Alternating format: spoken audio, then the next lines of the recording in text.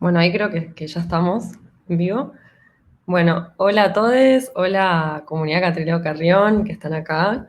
Muchas gracias. Yo soy Julieta Gómez, soy la directora del festival Byte Footage y estoy muy emocionada, particularmente contenta de presentar esta charla.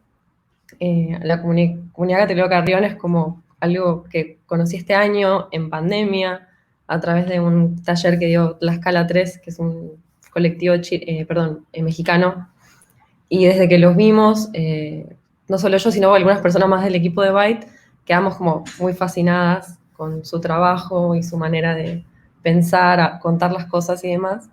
Así que esto fue una oportunidad enorme poder invitarles. Entonces, bueno, con eso básicamente dicho, quiero agradecer al Centro Cultural Kirchner, que hace esto posible también con nosotras, esta coproducción, y agradecerles a Manu, Antonio, Constanza y Alejandro, y a todo el equipo de Byte que está atrás en este momento haciendo que todo esto sea posible.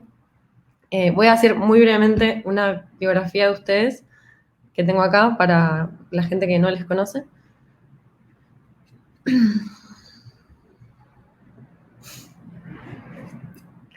Bueno, la comunidad Catrileo Carrión es una comunidad mapuche de personas dos espíritus epupillán que trabaja articulando espacios de reciprocidad a partir de su práctica de creación e investigación artística.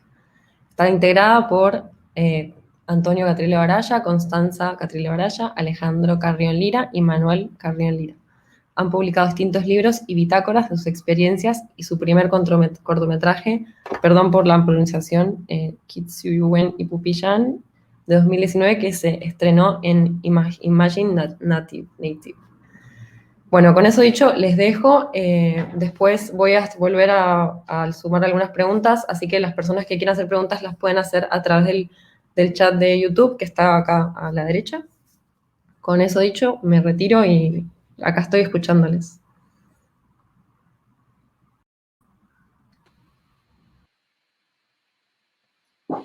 Mari Mari Compuché, Inche Manuel Carrión Tati Piñén.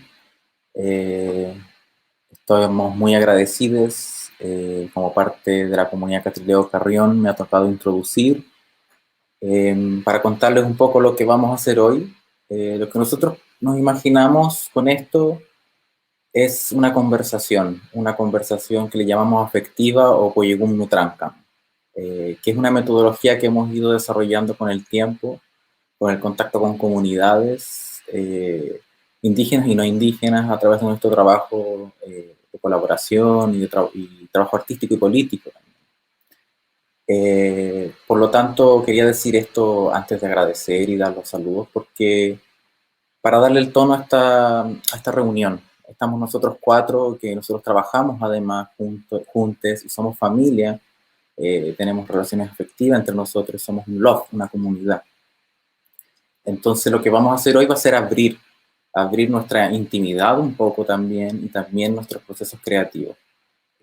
Nosotros creemos que partir desde ahí es una forma de construir reciprocidad, que no tiene que ver con el regalo, con eso de cuando uno regala algo y la otra persona se ve obligada a devolverte algo. No se trata de eso, sino es como de abrir un espacio donde podamos intercambiar ideas, preguntas, y nosotros asumimos también que las preguntas que hacemos son incómodas. Queremos agradecer entonces profundamente Centro Mañún, al Centro Cultural Kirchner, por este espacio que han, junto al Festival Byte Footage y todas las integrantes, las personas que nos han contactado y que hemos ido conociendo, agradecerles profundamente, no solo por darnos un espacio para hablar de estas cosas que para nosotros son fundamentales, sino también porque nos han hecho pensar, reflexionar y tomar esta instancia como también una oportunidad para materializar estas preguntas. Entonces hoy vamos a compartir 3 videos que son parte de reflexiones y cada uno de nosotros va a compartir un video, digamos, Alejandro, Constanza y Antonio van a explicar, contextualizar estos videos para generar una breve conversación donde nosotros vamos a comentar, vamos a explicar, vamos a tratar de también hacer preguntas que quizás no podemos responder, para al final tener un espacio de reciprocidad con quienes nos están viendo y que, digamos, sabemos que no es suficiente quizás, pero el contexto sanitario, político en el que nos encontramos, hace que también tengamos que aprovechar estas instancias. Nosotros creemos que esta es una de las formas de hacerlo. Así que muy agradecido, estamos muy agradecidos y ahora quisiera darle la palabra para que se vayan presentando los otros integrantes. Yo no lo dije bien, pero yo soy diseñador de formación, también soy tejedor y me encuentro ahora investigando, desarrollando un doctorado desde acá, desde el territorio Kumeyaay, ocupado por el gobierno de Estados Unidos, que es San Diego, California. No sé si Constanza, Coti, te gustaría presentar.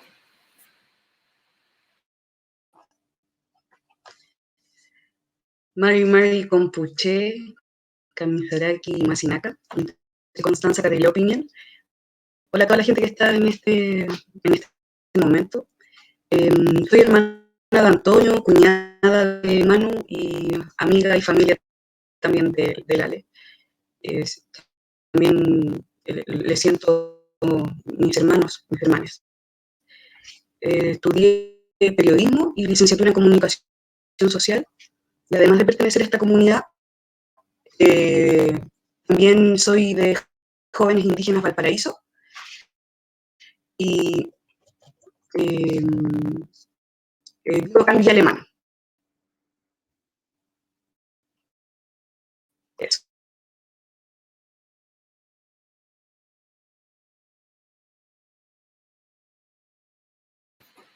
Ale, si te gustaría quizás presentarte. Mari Compuche, Inche Alejandro Piñel.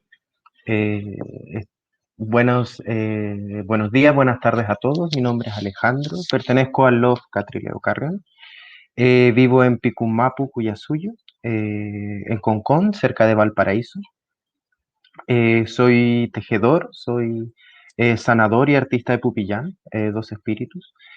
Y estoy muy contento, muy agradecido de tener la oportunidad de tener esta conversación cariñosa con todos ustedes.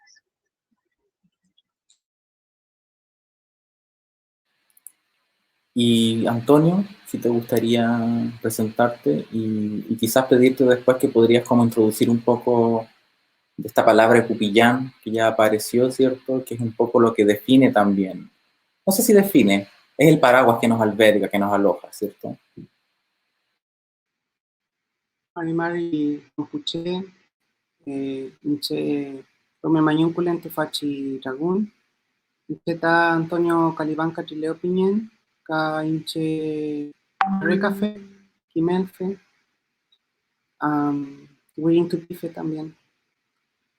Hola a todos, mi nombre es Antonio Catrileo, soy tejedor también, soy profesor, también soy escritor. Estoy muy contento de este encuentro, de este dragón. Así que, bueno, eso es un poco lo que soy. Vivo en territorio Kumeyaay también, junto a Manuel, somos pareja. Y también aquí las 4 personas que estamos nos identificamos o abrazamos esta palabra que se llama Epupillán. Voy a contar brevemente. Epupillán es una palabra que hemos localizado en el archipiélago de Chiloé en específico, territorio huilliche. Y en ese archipiélago todavía se nombran a las personas no heterosexuales, que va más allá de una identidad LGTBIQ+, se les nombra de esta manera, Epupillán. Pero no es una identidad, no se entiende como sinónimo de ser mapuche gay o mapuche trans u una de otra identidad LGTBIQ+, sino más bien se entiende como una experiencia situada y que trata sobre la capacidad que tenemos las personas Pupillán de desbordarnos también, de poder transitar no solamente en energías que podríamos decir femenina y masculina, sino que obviamente son mucho más grandes que eso. Pillán también significa volcán, y Pillán no es un espíritu humano. En otros territorios también le nombran Epupuyi, como el espíritu humano, 2 personas de 2 espíritus humanos.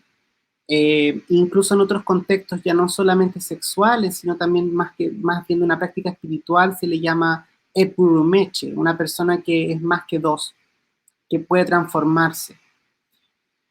Y tenemos también dentro de todo esto, por supuesto, una historia que ha sido invisibilizada dentro de la misma historia mapuche.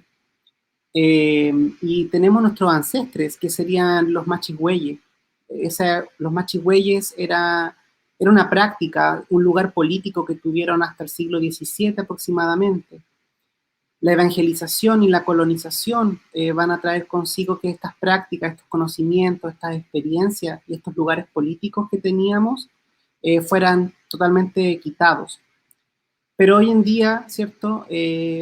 La memoria es porfiada, la memoria nuestra siempre vuelve a aparecer y estamos también en eso, estamos recuperando mucho conocimiento, estamos creando también muchos conocimientos y estamos también proponiendo una utopía de Pupillán, una utopía que descentre lo humano, una utopía que no es el futuro, que es la que estamos haciendo ahora y que queremos más bien decir que es ahora que tenemos que pensar en esto, porque queremos abrir estos espacios, queremos que las generaciones que vienen, las que están, la gente más joven que nosotros, tenga un lugar, tenga conocimientos, tenga ese kimun, ese rakifuam que es nuestro y que tenemos mucho que decir, mucho que aportar a los procesos de autodeterminación. Así que eso es Pupillán, a grandes rasgos. Nosotros lo hemos explorado a través de distintas formas, como del video, de instalaciones, de escribimos libros, trabajamos con otras comunidades, siempre reactivando esta memoria. Nos gusta trabajar con mujeres y con disidencias sexuales.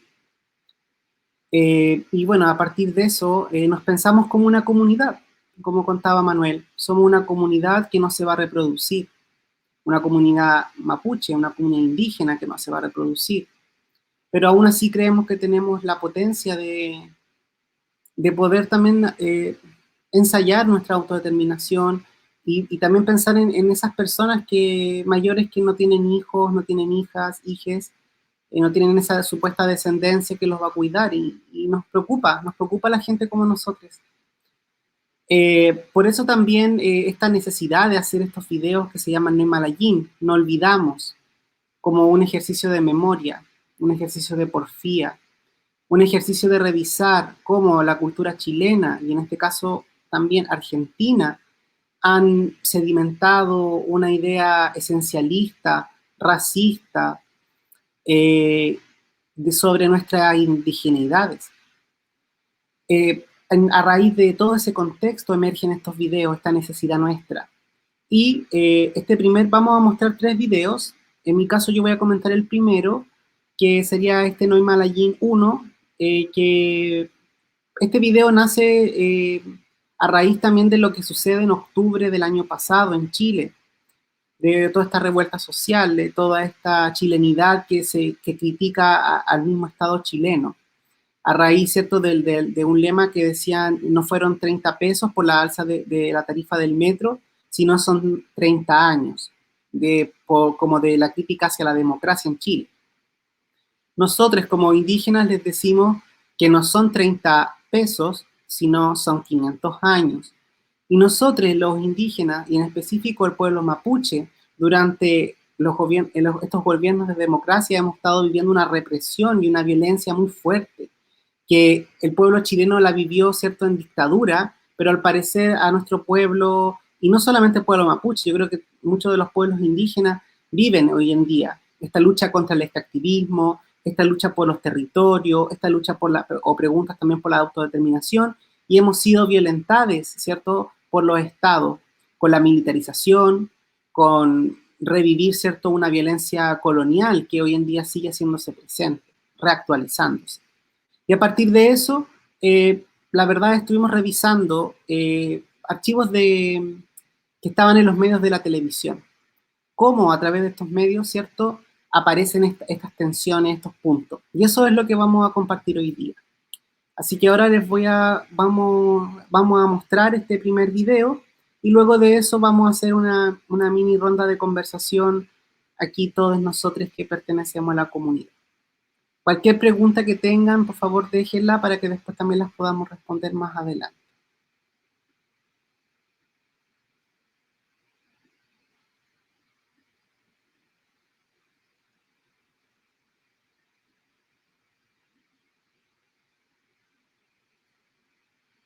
hemos sido testigos de que no somos todos iguales ante la ley, de que cuando matan a un mapuche, matan a Alex Lemun, a Jaime Mendoza Collío, matan a mi hermano Matías, no hubo el despliegue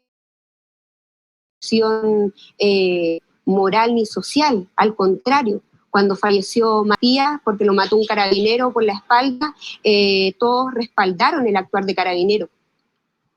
Entonces, Carabineros de Chile, que comprobó que había sido el autor del asesinato de mi hermano, hoy en día está en libertad en Carabineros de Chile, incumpliendo condena, y evidentemente no hay igualdad de trato.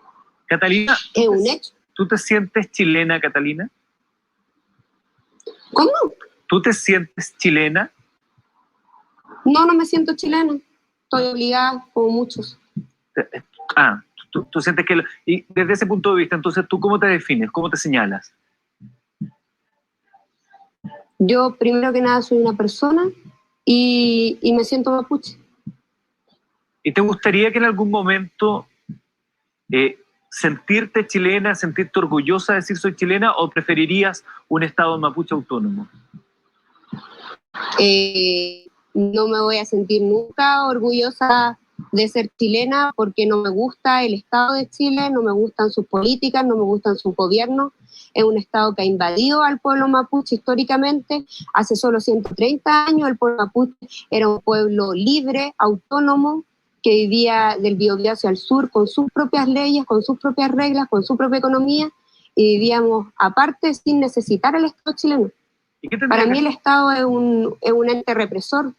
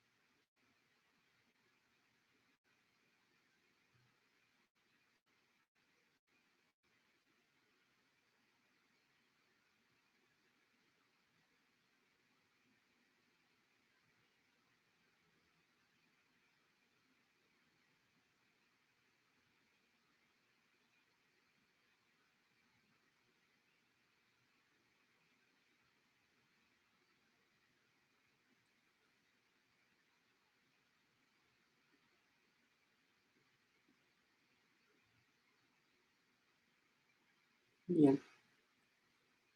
No sé si les gustaría que lo comentáramos. Cada vez que lo vemos es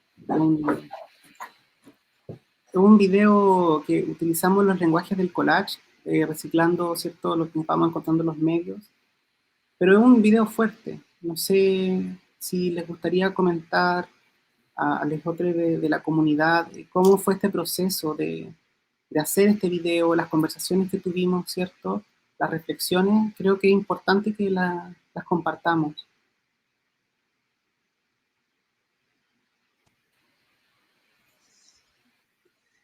Tal vez sería importante que mencionaran que este video fue creado después del 18 de octubre en Chile, y que en esta oportunidad fue Manuel y Antonio quienes editaron este video, como una forma también de poder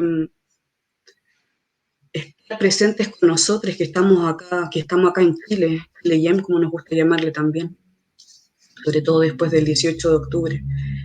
Entonces, tal vez son ustedes quienes deberían contarnos cómo nace este primer video y después cómo continuar con esta conversación. Sí, pensaba lo mismo que dice Constanza, Coti, que me acuerdo cuando llegamos, porque nosotros llegamos acá en septiembre, y claro, no pasó ni un mes y ya estaba pasando todo en octubre en Chile y de antes. Y también decir que el trabajo y las reflexiones que nosotros llevamos haciendo del 2015 también de alguna manera nos hacía sentido, como todo lo que pasa en octubre, ¿no? No es que lo veíamos venir, pero esa rabia, ese dolor estaba ahí. Y para nosotros fue una forma también de hacernos cargo de nuestro lugar. la lucha. Si bien podemos apoyar desde acá y lo hemos hecho, nosotros no podíamos hacer un video de estando ahí en la lucha, de estando ahí en la calle, por ejemplo, estando ahí con los lienzos. ¿Y qué podíamos hacer? Y ahí viene esta idea, que yo creo que es una idea que se repite un poco en todos los videos que hoy día vamos a ver, y la conversación, que es como una relación entre como la violencia de Estado o la violencia colonial, si uno quiere ponerla más general, y el nivel de representación o de visibilidad también que tiene en los medios, sobre todo, de información como pública. Como que al mismo tiempo que hay como una ansiedad contra los indígenas o contra los indígenas o la indigeneidad, al mismo tiempo hay como una hiper vulnerabilización también visual, no solo a la violencia política de usurpar, matar, asesinar, sino también hay un espectáculo de eso. Yo creo que este video como que muestra un poco eso, como la crudeza de que a una mujer mapuche se le pueda cuestionar su nacionalidad, en el fondo. O sea, se le pregunta que, a ver si eres chilena o no. En el fondo la pregunta tiene un nivel de violencia no solo simbólica, esa pregunta cuando te la hacen en televisión, e incluso cuando te la hacen personalmente. Es algo que es fuerte. O sea, yo encuentro que es muy, no sé, es muy decidor del tratamiento que hemos recibido también, ese tipo como de capacidad de cuestionarnos todo, porque nos pueden cuestionar todo. No sé cómo ustedes también lo vieron desde allá, como qué les generó también, pensando en el proceso también que abre este video.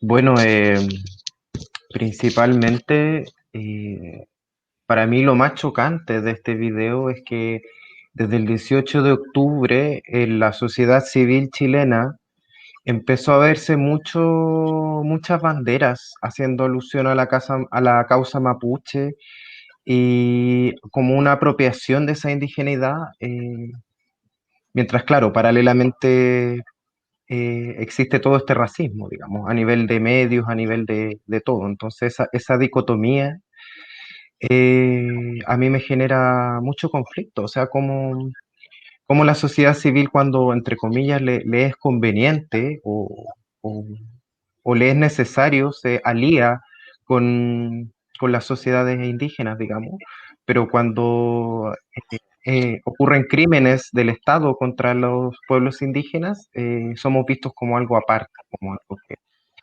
que no, no es parte de su contexto, en el fondo, o algo que es, que, que es muy cuestionable en el fondo. Entonces esa dicotomía de que es algo tan cuestionable, pero a la vez algo tan apropiable. Entonces yo creo que el no olvidamos, Ñomalañín, el primer video es para eso, o sea, nosotros no olvidamos que hemos sido instrumentalizados, ¿cachai?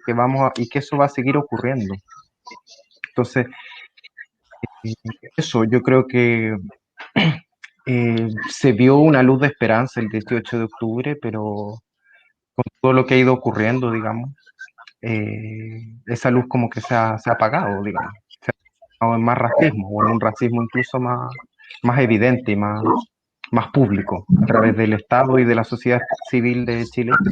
Sí, a mí me pasa con este video que es súper fuerte verlo y pensar también en todas las personas asesinadas con la vuelta a democracia en Chile, que eran hartas personas, hartos pulamés que aparecen ahí.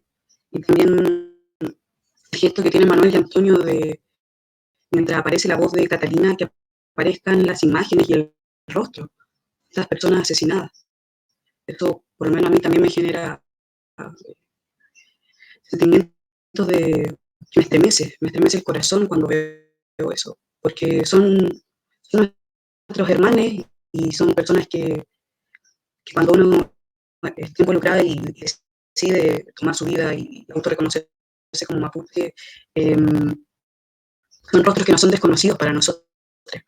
Tal vez para otras personas sí, no están tan ligadas en el mundo indígena, pero para mí sí es fácil ir reconociendo esos rostros, sin que sea necesario que aparezcan sus nombres. Entonces, esta forma en que está editado el video me parece que realmente es fuerte, que es potente, pero también es la manera que tenemos para visibilizar lo que ha sucedido durante estos 30 años de democracia, para también cuestionarla. Si bien en dictadura se vivieron cosas muy horribles, fue tremendo toda la violencia,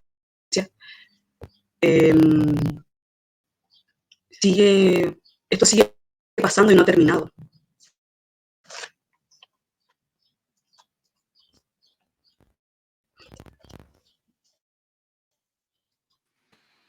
También yo pienso en la pregunta insidiosa que hace este periodista, ¿cierto?, a Catalina Catrileo, sobre, pareciera que él le pone, ¿cierto?, como el dedo en la herida a algo, y es como, le pregunta si ella se siente chilena. De inmediato él le pone, ¿cierto?, una distancia, la pone en un lugar, en el de como quiere que ella hable, ¿cierto?, de la autodeterminación. ¿Para qué? Para también desviar un poco este discurso y llevarlo a un relato que se habla, o más bien que un relato, un prejuicio que se tiene sobre la gente mapuche, que somos terroristas. Esa forma de manipular que tienen los medios, creemos que es importante desmantelarla, evidenciarla, pero no con solamente un afán de una simple crítica, sino de como lo que estamos haciendo ahora, de poder hacer un diálogo, de darnos cuenta, de compartir estas reflexiones. Así que yo quería como añadir un poco eso a este video. Este video también nos permitió, como decía Coti, nosotros con Manuel, que estamos a distancia, que hoy en día también somos migrantes, darnos también, buscar la manera de seguir persistiendo en esta idea de una comunidad nuestra, una comunidad que además de estar separada, ¿cierto?, físicamente hoy en día, también como todos y a todas y todos nos toca vivir una pandemia. Eso nos ha hecho cuestionar mucho nuestro trabajo también, cómo seguir haciendo este trabajo. Quizás para nuestra fortuna, esto ha implicado que nos tenemos que ver mucho por videollamada. Compartimos harto aquí nosotros, nuestra comunidad, compartimos mucho tiempo haciendo videollamadas y trabajando en conjunto y siguiendo, haciendo nuestros lazos. En eso también hemos estado, esto se convirtió ya en otra idea más grande, en otro proceso, que es como empezar sentimos la necesidad de poder revisar la cultura visual que hay en los medios de comunicaciones tradicionales acerca de lo que ellos llaman el conflicto mapuche. De eso va a también nutrirse esta siguiente reflexión hacia ya un segundo video que vamos a mostrar. Y no sé si a lo mejor Coti quiere, yo le daría la palabra a Coti, que nos cuente un poco, porque para cerrar mi intervención, este video, ¿cierto?, está contextualizado en el territorio de Gulumapu, que sería lo que llamaríamos, ¿cierto?, Chile, como sintetizándolo mucho. Pero Gulumapu es el nombre que el pueblo mapuche le nombra, ¿cierto?, a este territorio nuestro que ha sido ocupado por el Estado chileno. Pero también dentro de nuestro mundo mapuche, lo que conforma Gualmapu, que sería todo nuestro territorio, está, ¿cierto?, el otro lado de la cordillera, que es Puelmapu. Y Puelmapu, ¿cierto?, es lo que también hoy se nombra como territorio argentino. Por eso también agradecemos mucho esta invitación, porque nos permitió también empezar a indagar sobre cómo los medios de comunicación en el contexto de Puelmapu también han operado de esta manera, como con esta pregunta incómoda, ¿cierto?, sobre la autodeterminación, sobre el territorio, sobre la soberanía, etc. Así que le doy el pase a Coti. Yo creo que ella podría explicarnos mejor, también contarnos ese proceso de cómo este trabajo se comienza a crecer. Quizás decir que Sí. Coti va a hacerlo sin cámara, porque está un poco mala la conexión. Solo avisar eso. Sí. ¿Me escucho bien ahora? Sí. Ya. Bueno, contarles que este segundo video que queremos mostrar se crea a raíz de la invitación que nos hacen a participar de este festival. Y como es un festival de Argentina, quisimos también hacer una revisión a la prensa argentina. Encontramos dentro de los archivos que se pueden encontrar en internet sobre un noticiero en Central. Hay un fragmento en YouTube que fue emitido el viernes 15 de septiembre de 2017, donde hablan acerca de Fernando Jones Walla, que es el hermano del lonco Facundo Jones Walla. Fue extraditado a Chile y que también ha sido muy mediática su relación en la prensa argentina respecto al caso que ocurrió acá en Chile. Lo importante de mencionar también, para contextualizar, cuando aparece este video, esta reflexión que hacen sobre Fernando Jones Walla, es que en ese mismo año, el 1 de agosto de 2017, desaparece Santiago Maldonado, cuando Gendarmería Nacional realizó un allanamiento sin orden judicial en la comunidad Pulov en Resistencia en Cucamen. Entonces, el video que les vamos a mostrar a continuación es un video en donde empiezan a juzgar de una visión esencialista cómo es hoy en día Fernando Jones Walla. Titulan esta nota de Floyer, líder de la RAM. Entonces, lo que les vamos a mostrar ahora es eso. Y después continuamos conversando acerca de este video.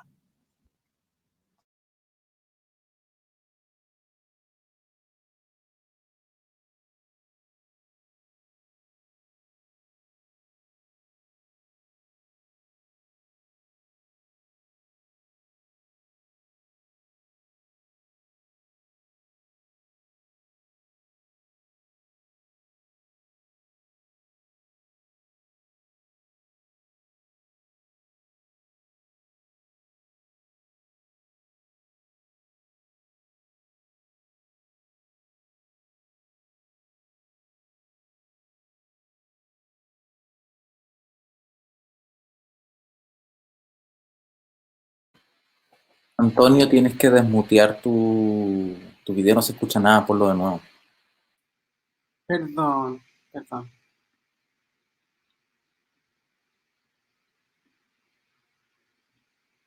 Ahí sí.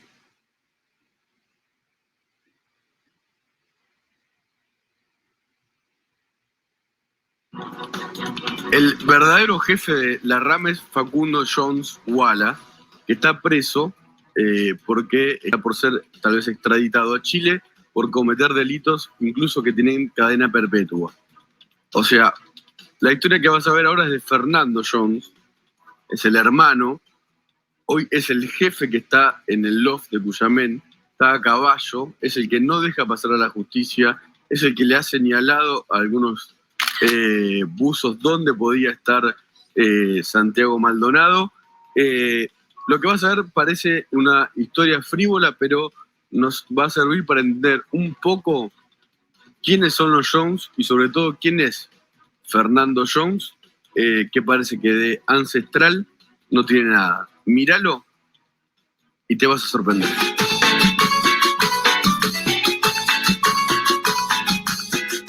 Ahí está Fernando Jones.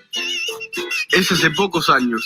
La foto hoy es presentado por él mismo como un líder de, insisto, la resistencia ancestral mapuche.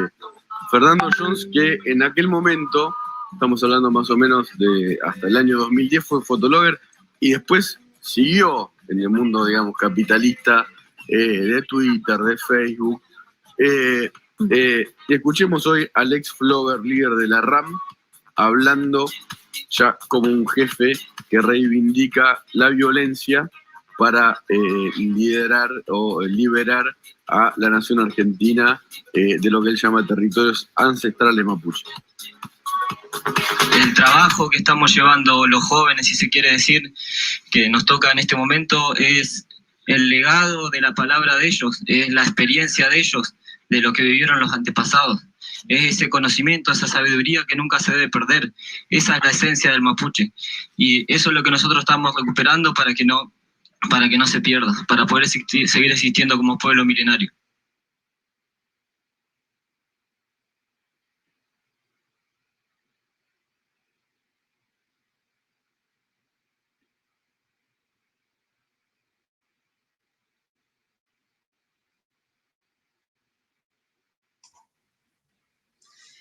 Bueno, el video que acabamos de ver, si bien lo preparamos para esta instancia, igual es un trabajo que está en modificación. Lo mismo con el tercer video que después vamos a ver.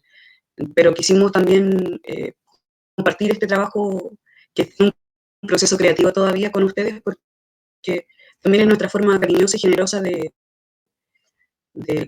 agradecer a las personas que nos invitaron a participar en esto y también para poder reflexionar acerca de si bien la prensa argentina y la prensa chilena tienen una manera distinta, el racismo y la violencia con que se trata a los pueblos indígenas es el mismo.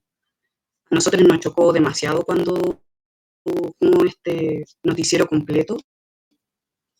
Lo pueden buscar porque está disponible en YouTube. Tienen que buscar N Central y ponen la fecha 15/09/2017 y le va a aparecer el capítulo completo, donde después en ese noticiero muestran al principio esta nota acerca de Fernando Jones Walla, que es de Flogger al líder de la RAM, y después hablan del caso de Santiago Maldonado. Y es súper fuerte darse cuenta cómo durante ese periodo, cuando se estaba realizando la búsqueda de Santiago Maldonado, que también fue algo visible internacionalmente, es que empiezan con esta nota periodística, lo único que quieren hacer es quitarle el prestigio a la persona. Es súper fuerte. Y también es fuerte ver los comentarios que aparecen dentro de esos videos, donde es creo que el 90% eran comentarios que avalaban el discurso que se entrega en este noticiero. Entonces también nosotros nos hemos hecho la pregunta de qué sucede en Argentina. Creemos tal vez que el concepto de creerse blanco ha sido más fuerte, en Chile también está presente esta blanquitud, esta visión de sentirse europeo, pero en Argentina tal vez mucho más fuerte que en otros países de Sudamérica. Y tal vez por lo mismo podemos ver la forma mucho más violenta respecto a cómo se refieren a personas de pueblo.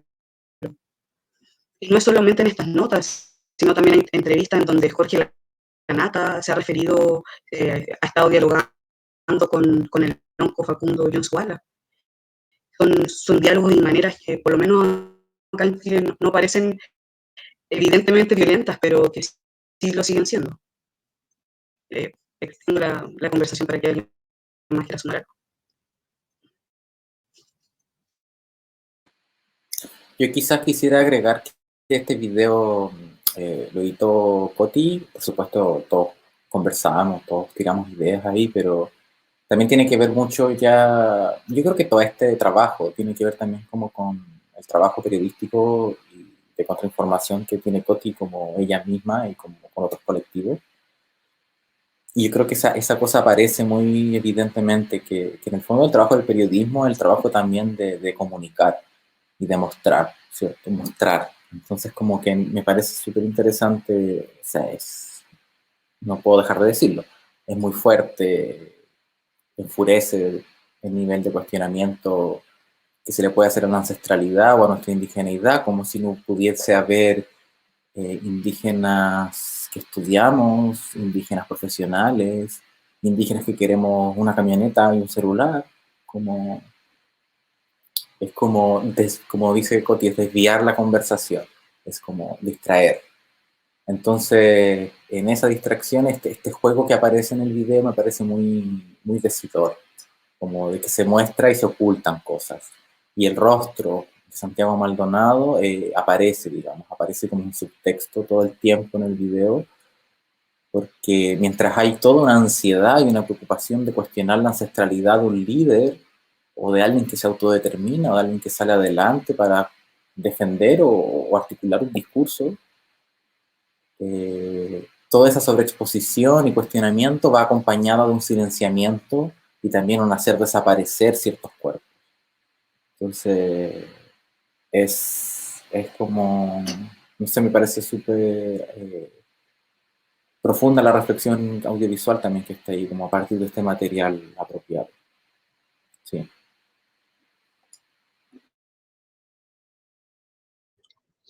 Para mí lo más chocante de todo es que la ancestralidad pareciera que está definida desde un punto de vista muy colonial, cuando la utiliza este periodista, digamos. Porque la ancestralidad pareciera que la viera como algo inamovible en el tiempo, que es un pasado, que claro, como decía Manuel, no es compatible con tener un celular, no es compatible con tener una reunión de Zoom, por ejemplo. ¿Dónde está la ancestralidad en eso? Eso es lo que se dice, ¿no? Pero yo creo que ese es un gran problema que tenemos las sociedades colonizadas, que es de separar las cosas, separar el género, separar la identidad, separar la espiritualidad y no verlo como un todo, como algo vivo, que está en constante crecimiento en el fondo. La ancestralidad no creo que tenga que ver con si tú te sacas fotos o no a los 15 años, 16 años. Yo creo que la ancestralidad tiene que ver con qué preguntas te estás haciendo, con cómo estás viendo la vida y de dónde puedes encontrar respuestas fuera de estas sociedades ficticias, digamos, donde todo es ficticio, nuestro género es ficticio, el territorio es ficticio. Y yo creo que es muy importante hacer estas reflexiones a partir de los discursos que están, digamos, entregándose a naciones, a estados-naciones completas en el fondo. O sea, eso es parte de un mecanismo de este sistema para alejarnos de la política, alejarnos de todo en el fondo, que nuestro lugar ancestral sea estar olvidados en un territorio alejado, sin ningún tipo de tecnología, por decirlo así, como se entiende la tecnología hoy día moderna. Para mí eso es lo más preocupante y yo creo que la pérdida de, de estos conceptos, digamos, o de aceptar la ancestralidad como la están definiendo los medios, y no solo la ancestralidad, sino que todo es parte importante de por qué están ocurriendo las cosas que vemos que ocurren ahora en el planeta completo, en el fondo. Desde cosas tan ilógicas como no sé, todo lo que ha pasado en cuanto a la pandemia, en cuanto a todos los movimientos sociales también previos que ocurrieron, digamos, en muchos países del mundo. Entonces, pareciera que todas estas definiciones tan estáticas, tan coloniales de las cosas, solo van generando quiebres en las sociedades, de una u otra manera. Lo bueno es que a través de esos quiebres siento que nosotros podemos infiltrarnos y hacer algún proceso de sanación, en cierta medida, que es un enorme trabajo, digamos, pero yo creo que es nuestro llamado, o sea, la ancestralidad es aquí y es ahora, esto es ancestral, porque va a haber un punto en el futuro donde nos van a mirar hacia atrás y vamos a ser ancestrales. O sea, también hay una concepción colonial también del tiempo ahí, una concepción blanca del tiempo, que, que yo creo que bueno, volver a agradecer por este espacio también, porque nos sirve mucho, digamos, para poder cuestionarnos eso y sacarnos esos pesos, digamos, que nosotros tenemos que van obstaculizando nuestros procesos de autodeterminación. Yo, hay una frase que me gusta mucho que es que el fascismo le tiene aversión a la verdad y no hay nada más real que un proceso de autodeterminación para mí. Entonces, eso, un llamado a autodeterminarse y a revisar nuestro pasado, presente y nuestro futuro. Y cómo podemos redefinir la ancestralidad, el género, el territorio en esos momentos.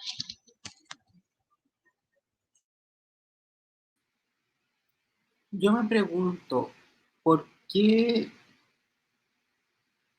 ¿por qué este periodista se siente con una autoridad de poder cuestionar, ¿cierto?, la indigeneidad de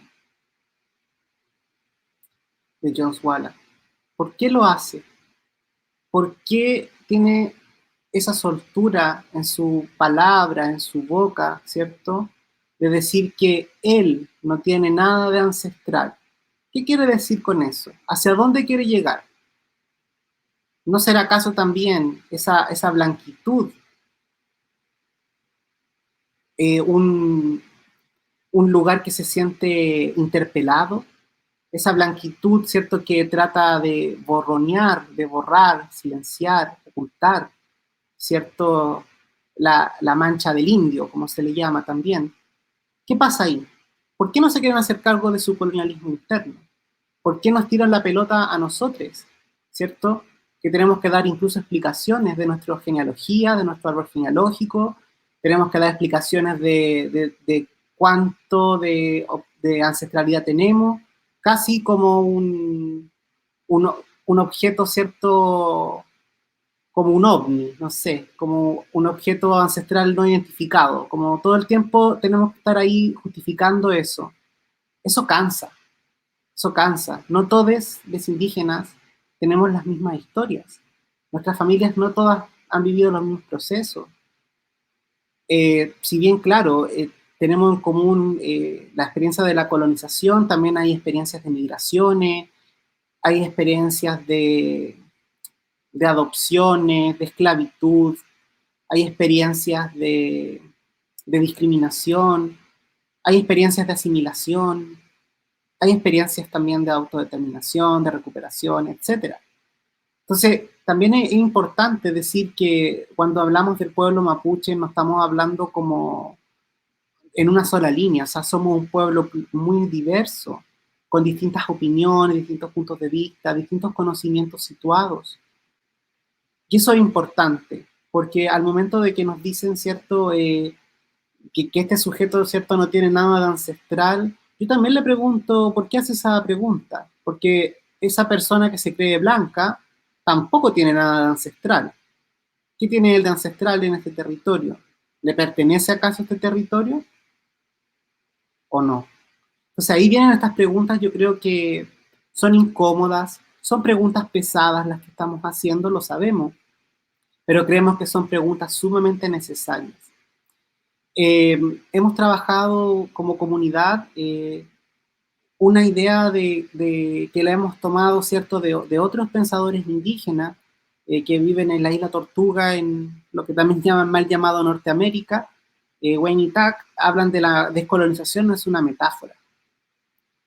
Y eso también es una pregunta, creo, incómoda hoy en día, en donde también esta idea de lo decolonial o el discurso de lo descolonial, ¿cierto?, ha tomado una mayor popularidad, una mayor visibilidad, pero sí creemos también que se ha quedado en el plano muy metafórico, porque creemos que la descolonización tiene que implicar la recuperación territorial, y la recuperación territorial implica la recuperación de una epistemología, y etcétera. Y esa es una pregunta incómoda, porque es como, ¿hasta qué punto, ¿cierto?, estamos dispuestos a también ceder nuestros privilegios? ¿Hasta qué punto, no? Esa es la pregunta. ¿Cuáles son los límites, ¿cierto?, de estos territorios? ¿Cuáles son los límites que se han impuesto? Como decía Alejandro, el género también es una construcción colonial. María Lugones, feminista decolonial, habla de la colonialidad del género, como este sistema, ¿cierto?, que también vino de la mano con la evangelización. Ahí se nos impusieron una serie de normas de cómo debíamos ser, cómo debemos ser los indígenas, que están, ¿cierto?, los estados-naciones nos entienden como algo que se tiene que diluir con el tiempo, que se tiene que borrar, se tiene que acabar, porque si se acaba, ¿cierto?, se acaba la pregunta por el territorio. Pero también este deber ser nos está diciendo cómo debemos ser como hombres, cómo debemos ser como mujeres, cómo, ¿cierto?, tenemos que ir hacia esta idea de la reproducción la reproducción y la producción de la vida humana y no humana. La producción, cierto, capitalista que quiere todo producirlo en serie, que lo ve todo como una mercancía, como un objeto de estudio, lo ve como algo que puede extraer.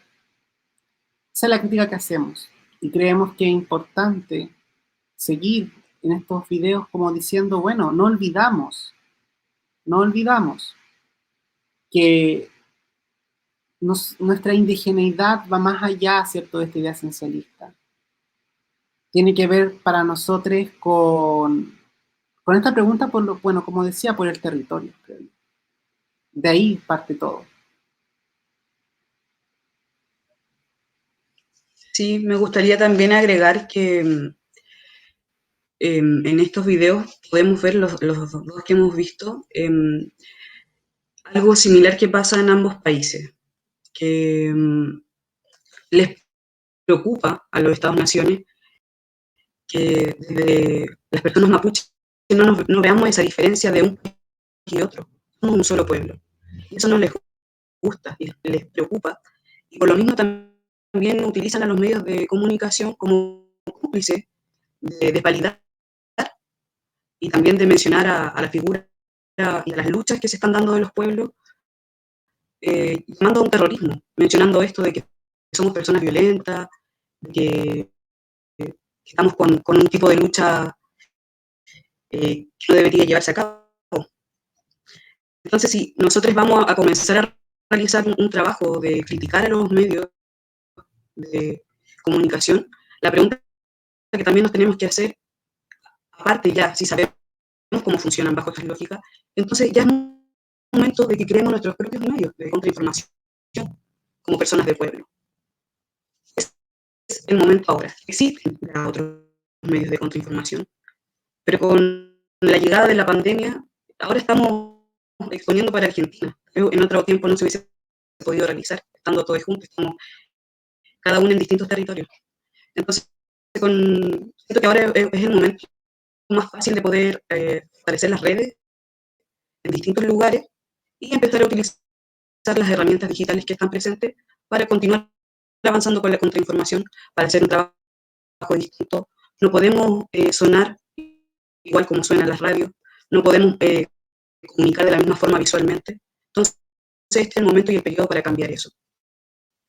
Así que a quienes nos están escuchando y viendo, también es la invitación a que se empiecen a levantar, a generar este tipo de trabajo.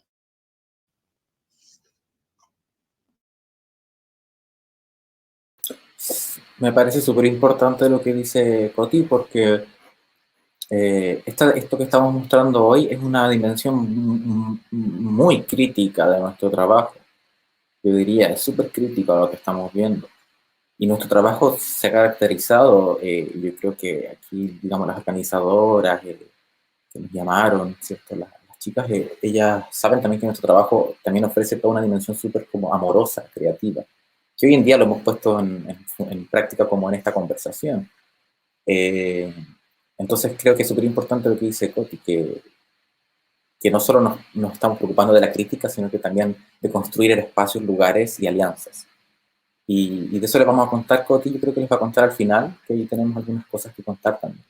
Y quizás para terminar como un poquito con este video, que estoy viendo el tiempo, solamente no puedo dejar de decir esto, que tiene que ver con la idea del mestizaje en el Cono Sur, sobre todo, que es como esta idea y que en Estados Unidos, Torture Island o la Isla Tortuga es tan fuerte, en términos como de la ley de la sangre, sobre todo en específico a las comunidades esclavizadas negras y a las comunidades indígenas, las esclavizadas y también las reducidas, que tiene que ver con que, por un lado, la negritud, la calidad étnica de ser, pertenecer al pueblo negro, está dado por tener aunque sea una gota de sangre en tu genealogía.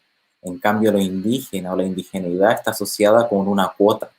Tú tienes que tener un mínimo de cantidad de sangre indígena para ser reconocido indígena.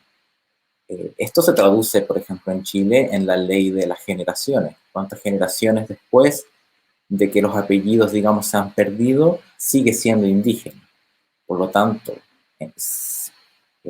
la sangre negra está condenada a estar siempre atada a su historicidad con lo que fue el genocidio de la esclavitud de las comunidades negras, como asegurando que eso se mantenga en términos como jurídicos y políticos.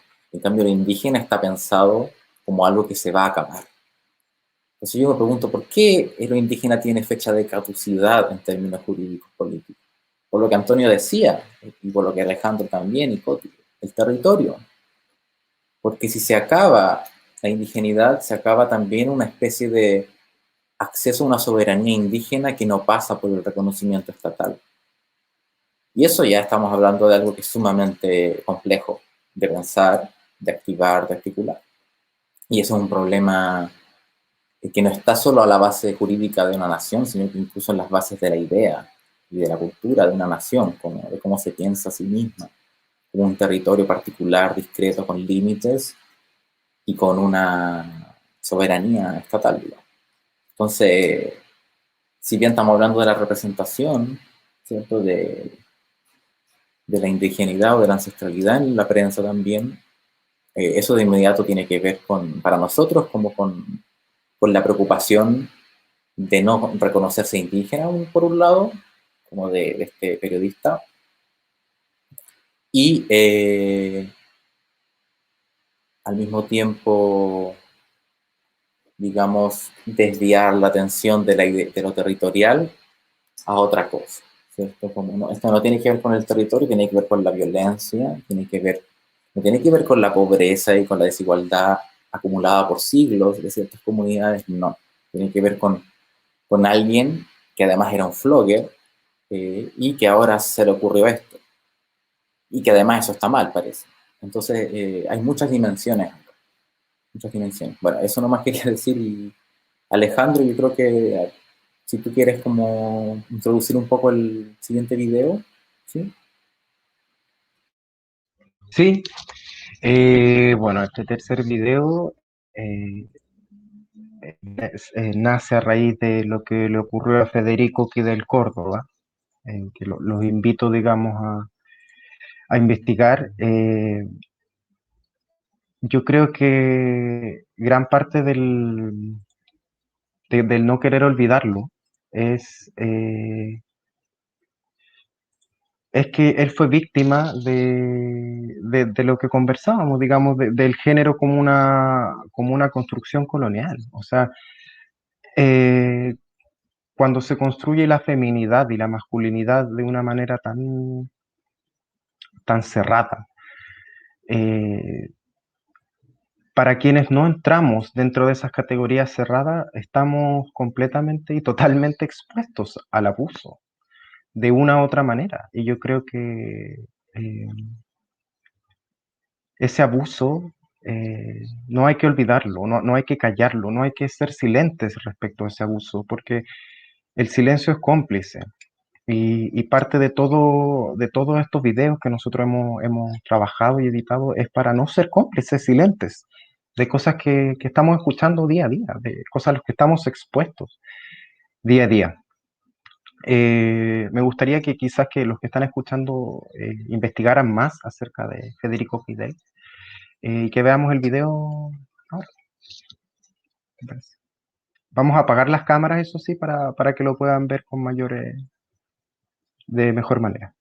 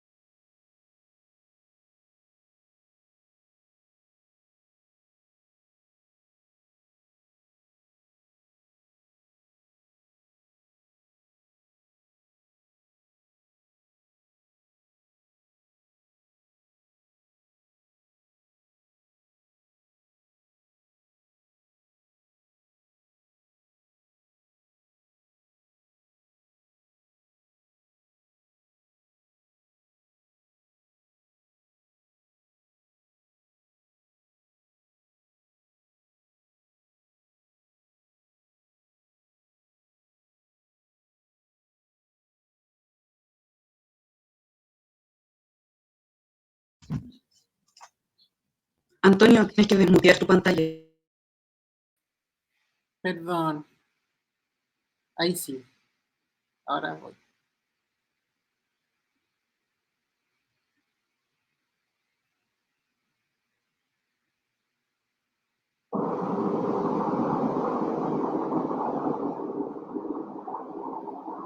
¿Qué sabemos de Federico Kidel Córdoba? ¿Por qué su muerte no tuvo mayor visibilidad en comparación a otros asesinatos a nuestra gente mapuche? Silencios incómodos que reflejan una situación de violencia excedida y manifestada en múltiples dimensiones, complejas e incómodas, de discutir para una sociedad que avala un régimen heteropatriarcal, un Cutrancán colonial que sigue latente. Federico Kidel Córdoba nunca quiso dar muchos detalles de qué le había sucedido, pese a que su madre y cercanos le preguntaron muchas veces. Esa omisión en su relato nos hace reflexionar sobre cómo abordar su muerte, sin volver a narrar los crudos detalles, sin reproducir esa violencia, cómo romper esa cadena heteropatriarcal, sin volver a reproducir ni representar ese dolor, ese daño que ha oprimido a tantos otros similares a Federico Kidel Córdoba. Pero también, ¿qué sucede si no contamos su historia? ¿Cómo mantener viva su memoria?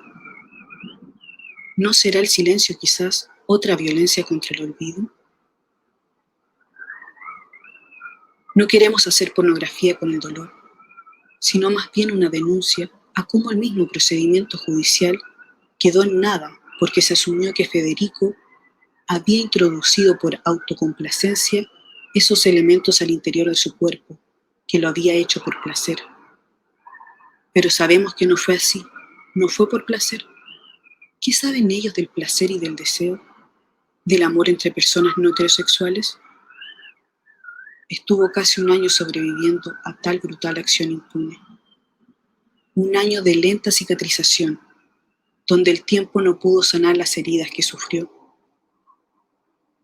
Federico murió el 17 de marzo de 2019. No hubo banderas ni manifestaciones en las calles. Esa indiferencia del mundo winca nos duele, pero también la de nuestros propios pueblos indígenas, que no quieren hablar sobre el tema. ¿Por qué tanta incomodidad? Somos disidentes sexuales, afectivos y espirituales, y en un gesto de empatía con Federico Kidel Córdoba, queremos persistir en su memoria, para que levantemos un grito en su nombre, y por todos los que han quedado en el olvido. Sabemos que la evangelización caló hondo en nuestras comunidades, y ven nuestras experiencias como algo condenable, algo de lo que no se debe hablar. Pero hoy decimos que somos más que esas categorías impuestas. Somos un espectro que no cabe en las etiquetas identitarias winca. Esto muchas veces es complejo de explicar, porque la misma tradición nos ha negado un espacio visible y político.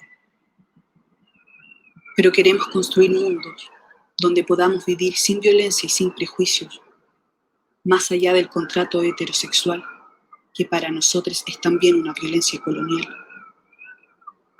El heteropatriarcado nos ha deshumanizado. Por siglos nos han dicho putos, sodomitas, pecadores nefandos. Queremos trazar un gesto de empatía que diga no más al genocidio de nosotros, porque respetamos todas las formas de vida, porque somos Citrofil Munquén. Queremos responder al odio con un grito poderoso, para que puedan sentir nuestra potencia sentida en todo Hualmapu, que se levanten muchos Afafán, diremos, yo y Malayín. Aquellas memorias de quienes nos anteceden volverán y seremos millones.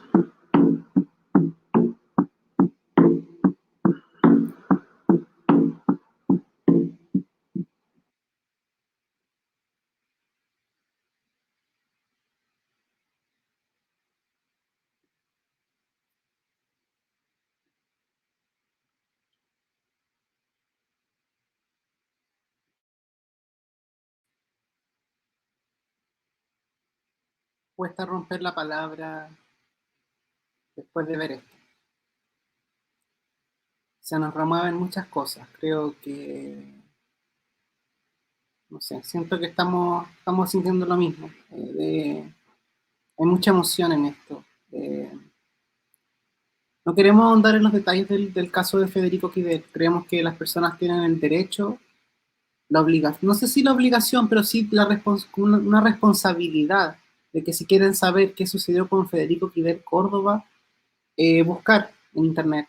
Ponen su nombre, van a encontrar por lo menos 2 textos que salieron en 2 periódicos en Chile. Unas crónicas que explican un poco este caso. Pero más allá de eso, este ha sido un caso totalmente invisibilizado dentro del mismo movimiento mapuche en Gulumapu y también me imagino que en Puelmapu. Y nos preocupa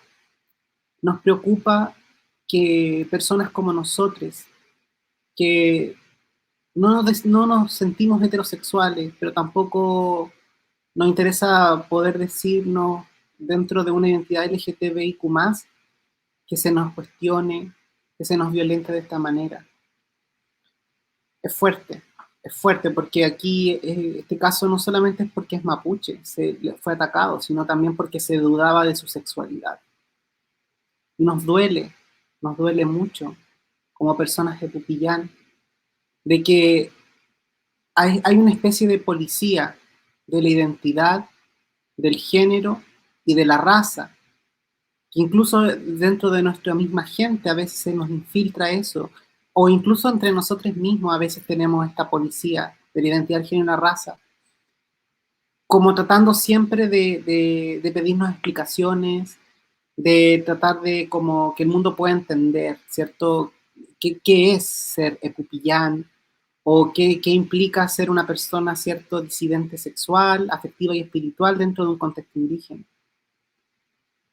Se nos critica mucho dentro de los espacios tradicionales. ¿Y por qué nos critican tanto? Eso es lo que yo quería preguntarle a ustedes, ¿cómo lo ven?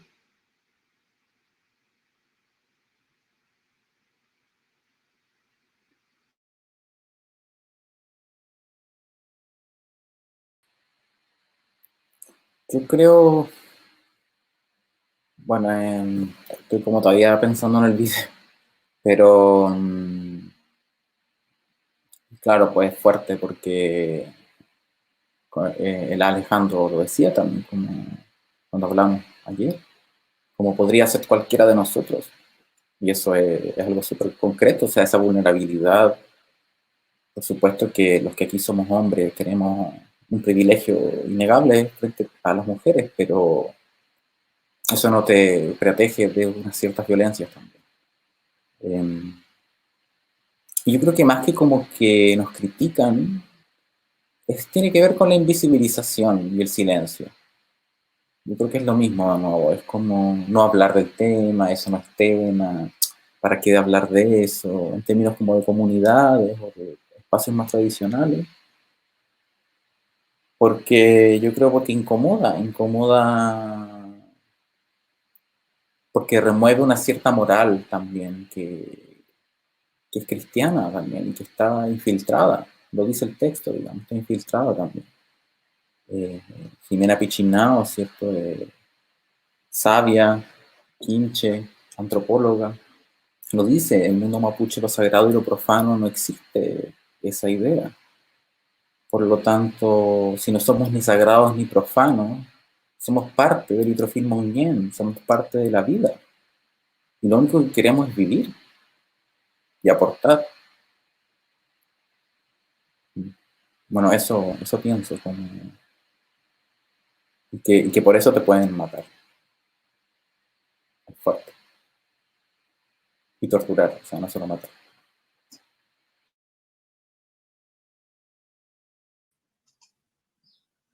Sí, fue bastante doloroso también hacer la creación de este video. Y quisimos mostrar el caso y cerrar con nuestro Damián Federico Kidel, porque también es una forma de que se conozca más acerca de su historia, de una manera respetuosa, por supuesto, de hacer viva su memoria, como lo mencionábamos. Y creemos que falta todavía mucho diálogo respecto a las personas no sexuales en los pueblos indígenas y no solo mapuche. Estamos avanzando, pero todavía existe mucho silencio respecto a eso, donde no se habla. Me gustaría aprovechar de recomendarles un podcast en el que soy parte, pero donde hay un capítulo donde tocamos este tema de las personas no heterosexuales, y en especial hay una conversación cariñosa donde una papá y una mujer mapuche que, de acuerdo a los conceptos esencialistas, es alguien respetable porque nació en Ruca, es hablante de la lengua, criada en un territorio y no en la ciudad, solo que después la vida la hizo que se viniera acá a la ciudad. Y ella hablaba que en su comunidad sí existían las personas no heterosexuales y eran respetadas. Esta también se llama Carmen Zapata Lancuteo. Y esto lo pueden encontrar buscando por internet. El podcast se llama Origique. También el nombre viene un poco a cuestionar si somos originales o no, somos pueblos originarios o no, cómo nos queremos llamar. Pero en esa conversación cariñosa con esta Lamien, con Carmen Zapata Lancuteo, es también una forma sanadora sobre toda esta reflexión y preguntas que nos hacen. Porque ella amorosamente nos cuenta de cómo se vivía en su comunidad y también la inquietud y preocupación que tiene ella respecto a que se empiece a hablar de estos temas. Ella nos mencionaba ahí acerca de que le preguntó a los loncos de acá, sí sabían, sí saben que existen las personas no heterosexuales dentro del pueblo, pero no lo quieren hablar. Sin embargo, después de lo que pasó en el 18 de octubre, por lo menos acá en Chile, se liberó una energía y creo que nos ha juntado a las personas que nos teníamos que conocer, y esto ya está cambiando. Y digo estas palabras también como para subirnos el ánimo después de haber visto el video de Federico, porque si bien de chiquilla hemos visto varias veces este video, hemos compartido estas reflexiones, no deja de estremecernos ni doler sobre su caso.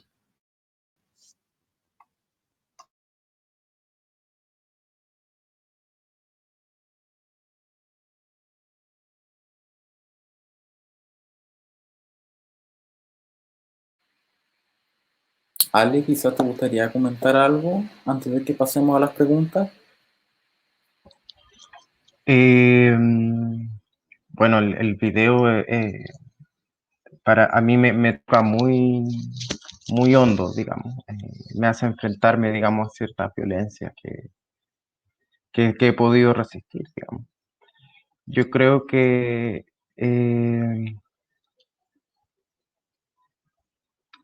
tenemos que avanzar como sociedad, como humanidad, no sé si quizás es retroceder, no es avanzar, digamos, porque como todo este avance colonial, todo este progreso, digamos, lo único que ha hecho es quitarnos cosas e invisibilizarnos. Yo creo que la vulnerabilidad que tenemos también nos entrega otro tipo de fuerza, nos entrega un buen, nos entrega un poder espiritual que a través de estos videos, que a través de todo el trabajo que hacemos, a través de nuestras conversaciones cariñosas, podemos realmente cambiar el mundo. O sea, yo así lo siento.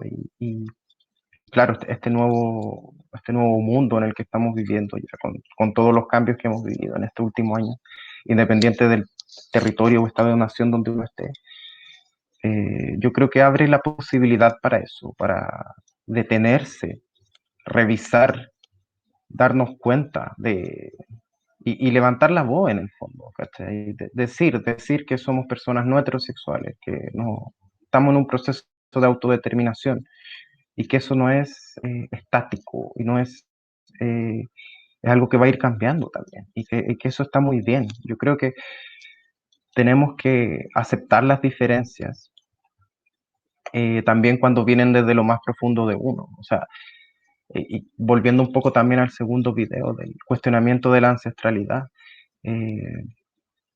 dentro de uno también uno puede cambiar, uno puede transicionar a distintas cosas, entender que la realidad y la vida es un espectro en el que uno transita y puede no son casillas, no son cajas donde uno cabe o no cabe. Porque cuando vemos así la vida, la historia nos ha demostrado que solo cosechamos violencia, de una u otra manera, y no más.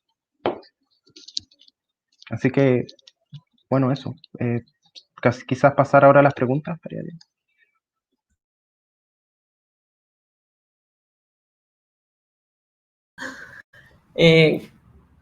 No sé, como qué fuerte, y simplemente quiero como decirles gracias otra vez, y me pone muy feliz poder generar estos espacios o habilitar estos espacios de discusión de estas cosas en un lugar institucional como es el Centro Cultural Kirchner. Y nada, en coproducción con el festival me parece que hay como una unión ahí que es súper fuerte para alojar a invitades como ustedes. Tenemos varias preguntas, les voy pasando de a una. Una que es de Instagram, no hay usuario, pero sería, ¿podrían expandir sobre los esencialismos occidentales que existen hacia lo indígena?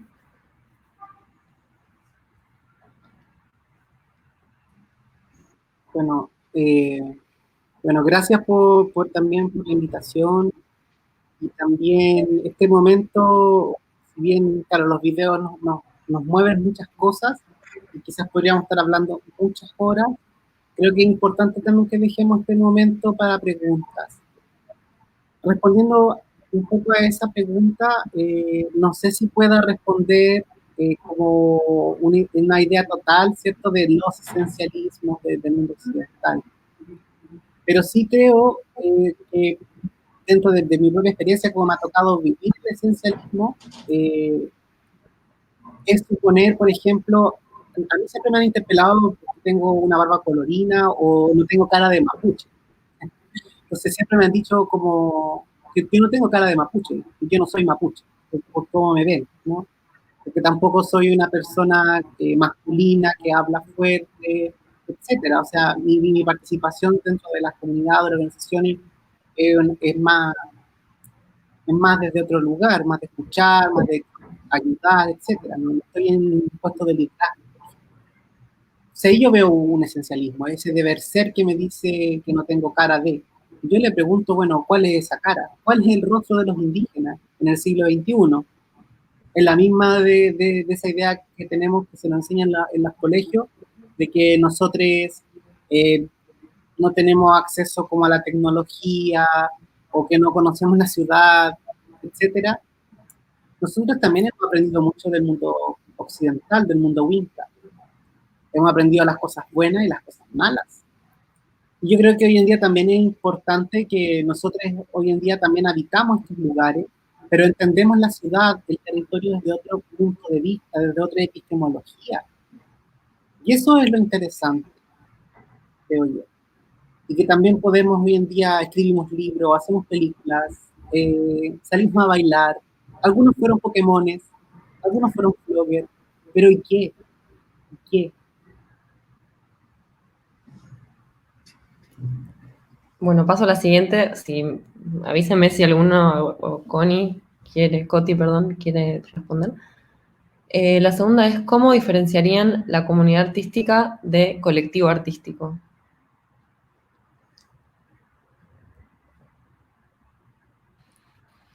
Yo justo estuve escribiendo sobre eso, por eso Antonio se ríe, porque estuve escribiendo de eso. Y los chiquillos también saben.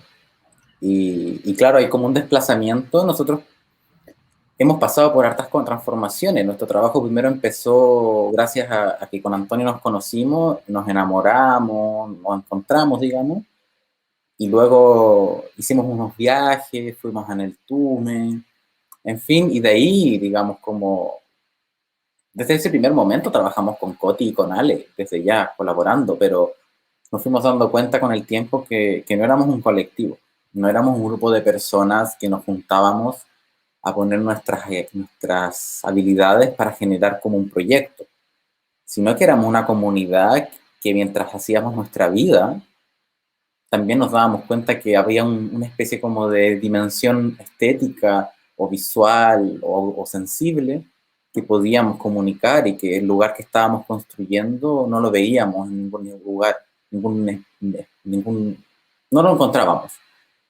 Y nos vamos al arte. Ninguno de nosotros es artista de formación. Yo estudio diseño, Ale tiene estudios de arquitectura, Antonio estudió literatura y Coti es periodista. O sea, estamos relacionados, pero ninguno es artista contemporáneo. Pero sí nos metimos en ese espacio a través de proyectos, ganarnos premios, también lo difícil que es meterse a un espacio siendo alguien que no es de ahí, además, en términos disciplinares. Y ahí, digamos, ya la palabra comunidad agarra una fuerza política también, que es como distinguir nuestro trabajo comunitario. Hay muchas veces que no sabemos distinguir entre arte y vida, y no por esta cosa de la vanguardia, de que queramos representar nuestras vidas, sino porque mientras estamos haciendo nuestra vida en comunidad, estamos haciendo otras cosas, editando, construyendo textos.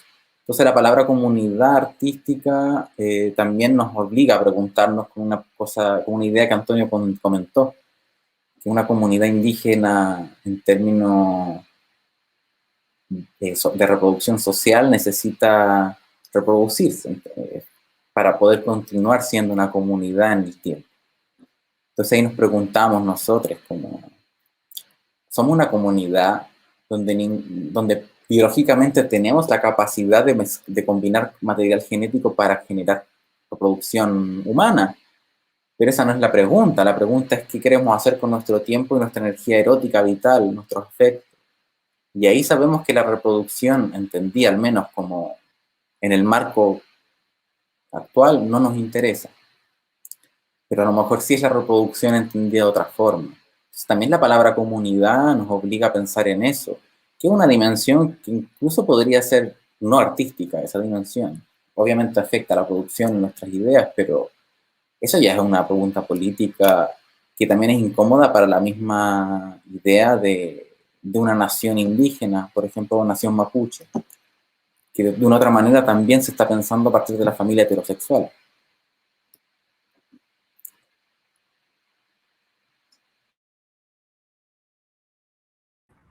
Gracias. Bueno, voy a la otra, es un poco larga, la hizo Anabela Percara. Dice, consideran que las manifestaciones que expresa la sociedad chilena en octubre del 2019, utilizando la lucha de la comunidad mapuche, está vinculada a cierta identificación con la vulnerabilidad de los pueblos. Es decir, la sociedad chilena empatiza con la lucha de la comunidad mapuche únicamente cuando dan cuenta de la propia vulnerabilidad. Vulnerabilidad en tanto ausencia de políticas públicas que respondan a las necesidades de los pueblos chilenos y mapuches. Si quieren lo repito, pero...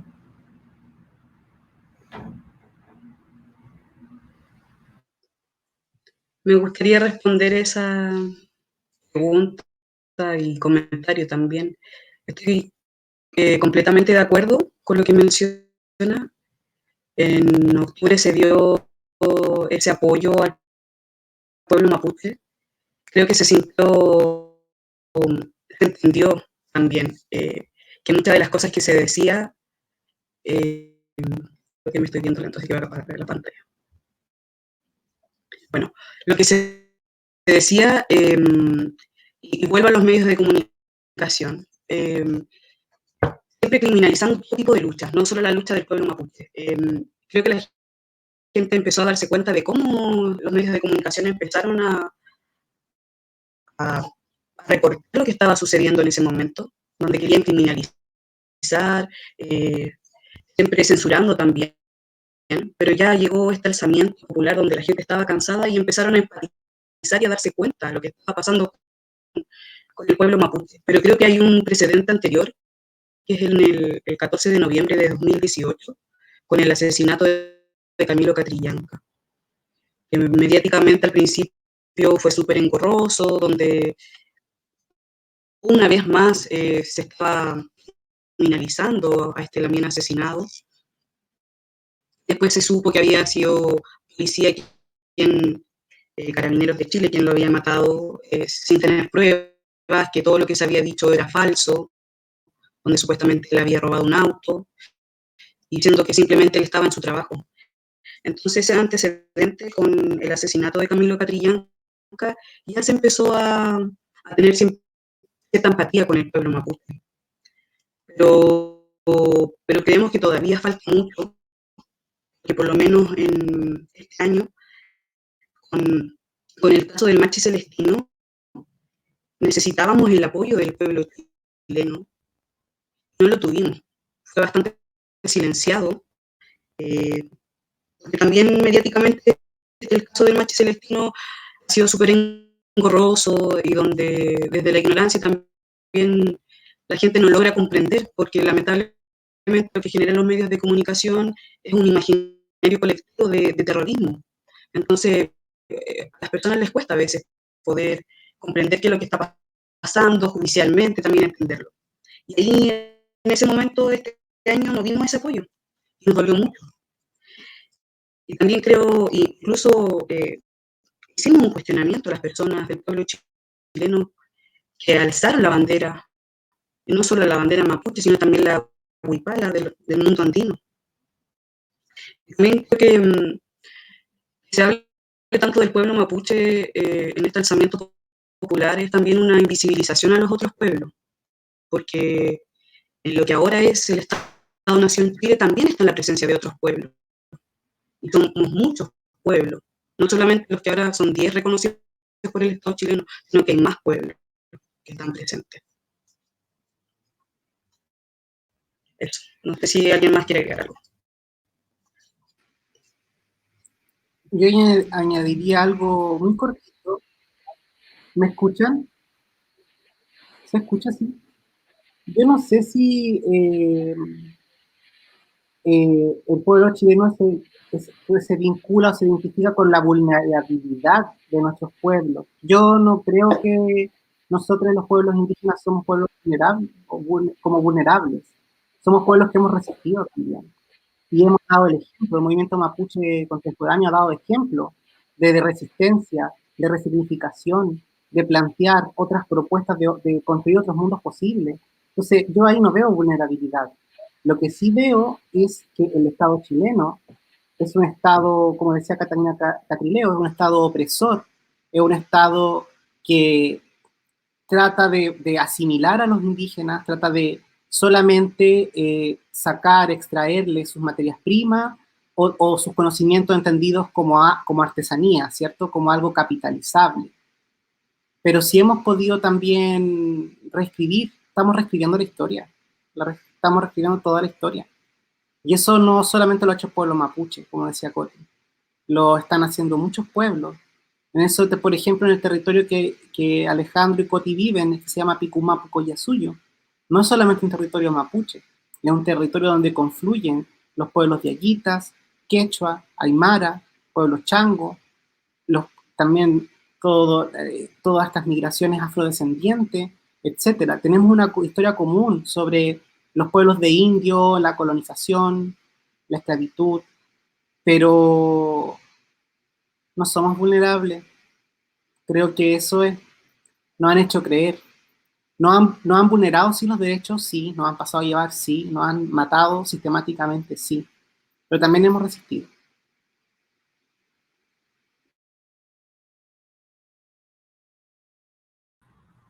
Gracias. Bueno, voy a la otra.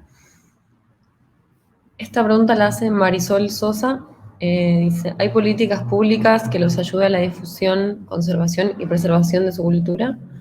¿Reconoce Chile la preexistencia étnica en la Constitución? En términos constitucionales no es lo que se está peleando ahora, de hecho, que exista un reconocimiento constitucional de los pueblos originarios. Más que étnico como de pueblo originario, diría yo en esas palabras.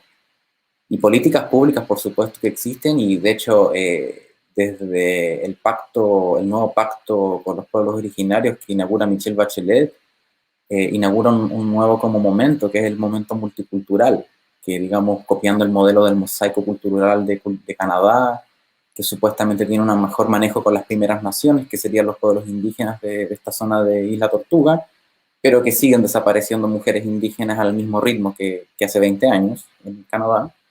Entonces este pacto multicultural es justamente cultural, y eso es lo que a nosotros nos preocupa también. Que nosotros hemos encontrado, y también nosotros participamos de las instituciones, o sea, postulamos proyectos, tratamos de generar con esos recursos, apoyo a nuestras comunidades, participamos de eso. Pero sin embargo, todo eso salía desde la cultura, entendía como una cultura que cuando uno empieza a preguntarse cuál es el territorio de esa cultura, si hay autonomía cultural, debería haber autonomía también territorial, hasta ahí llega la conversación. Entonces, por supuesto que hay mucho apoyo cultural, sobre todo turismo cultural o de intereses especiales que se llama en Chile, y hay muchas también, incluso familias mapuches que logran vivir de esto, pero sin embargo la política pública apunta a no abrir la conversación para hablar del territorio. Eso no está abierto.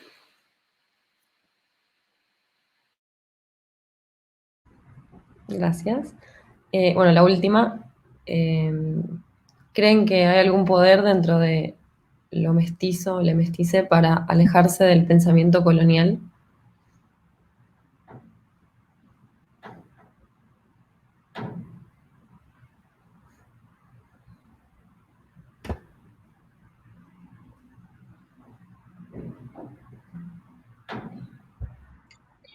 Yo creo que el poder dentro de el mestizaje, bueno, que era lo que muy bien explicaba Manuel, digamos, que esto de la indigeneidad como algo que se está contrayendo y que hay que tener alguna especie de cuota especial dentro de tu mestizaje para poder, digamos, alejarte o no del pensamiento colonial, digamos. Yo creo como comunidad nosotros nos alejamos de ese tipo de lógicas de que haya algún tipo de, eh, ¿cómo decirlo? Claro, que como esta cuota de sangre para poder, digamos, alejarte o tener que abrazar, digamos, lo colonial. Yo creo que para alejarse del pensamiento colonial no, hay muchas maneras, se puede llegar de muchos lugares, pero la autodeterminación yo creo que es algo primordial para eso, o sea, empezar a ver cómo yo me siento con ciertas cosas, cómo yo me siento con estas, digamos, cajas donde uno tiene que encajar para ser. El poder está dentro de la autodeterminación, nuevamente, o sea, todos tenemos historia, todos tenemos ancestros y uno decide con quién, digamos, camina en cierta medida. Entonces, es eso, es una decisión. El poder es de decidir. Hay que decidir alejarse de lo colonial y con eso ya está, digamos. O sea, y de ahí empiezan a aparecer un montón de cosas muy lindas en la vida de uno. Así que muy, muy recomendado. Yo diría, creo que soy más pesimista, pero añadiría otro punto de vista que se conecta también, pero el mestizaje tiene una historia, que esa historia se funda con la idea de los estados-naciones. Los estados-naciones necesitan construir una identidad nacional, un relato nacional, ¿cierto? Que también es una ficción, y para eso, ¿cierto? Van a usar distintas categorías. Yo me acuerdo mucho de las clases de historia cuando era pequeño, y se nos enseñaba como una especie de pirámide, ¿cierto? Jerárquica, que habían distintas como tipos de personas. Estaban los blancos, después los españoles, ¿cierto? Después estaban los criollos, que eran como los hijos de europeos nacidos en América Latina, y así, después venían los zambos, los mulatos, los indígenas, etc. Y venía, ¿cierto?, una serie de categorías y también, ¿cierto?, distintos nombres para los distintos cruces, ¿cierto?, racial. Pero también es interesante que en ese mismo periodo se genera la idea de raza. Entonces, yo no sé si nombrarse mestizaje es suficiente. Decirte tú mestiza, mestizo, mestice es suficiente. No lo sé, pero sí me parece importante tener esa actitud crítica, porque el mestizaje también está, a través de la historia, ha sido visto como también una manera de blanquearse, ¿no? De decir, bueno, tengo descendientes europeos. Eso se ve mucho en el Cono Sur, no solamente en Argentina, y en Chile, también se ve en Uruguay, por ejemplo, en todo ese Cono Sur. Y el mestizaje, yo creo que hay que tirarle un poquito más allá a la pelota, que tiene que ser un mestizaje crítico, porque la idea de mestizaje va orientada hacia la blanquitud, a reconocer que tienes unos ancestros que fueron europeos y que ahora tú también tienes algo de sangre indígena. ¿Habitamos la contradicción? Sí. Pero hay una palabra mapuche para nombrar también a las personas mestizas, que es champurria.